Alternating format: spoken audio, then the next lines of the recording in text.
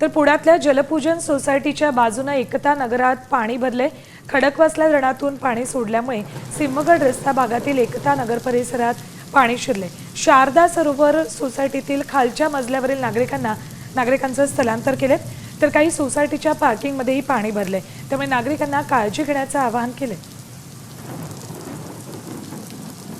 थेट जाऊयात, आमचे प्रतिनिधी अक्षय बडवे आपल्या सोबत आहेत। अक्षय, गेल्या वर्षी सुद्धा पुण्यातल्या काही भागांमध्ये प्रचंड पाणी भरलं होतं, या वेळेला तशीच परिस्थिती आहे का?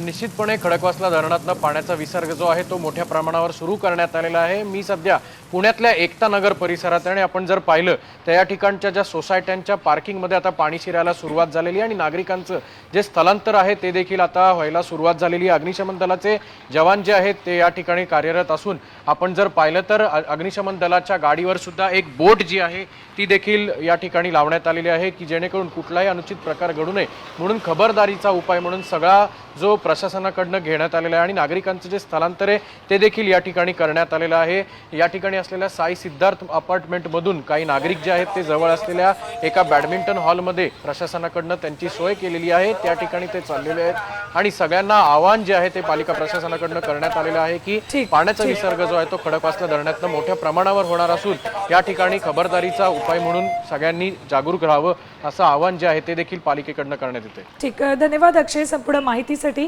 तर पुण्यातल्या एकता नगर परिसरातली दृश्य, अनेक सोसायट्यांच्या पार्किंगमध्ये पाणी शिरले, तर काही सोसायट्यांमधल्या नागरिकांचं स्थलांतर सुद्धा सुरू केलं।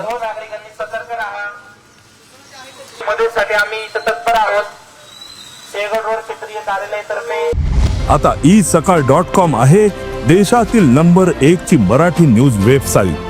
प्रत्येक अपडेटसाठी isakal.com ला नक्की भेट द्या।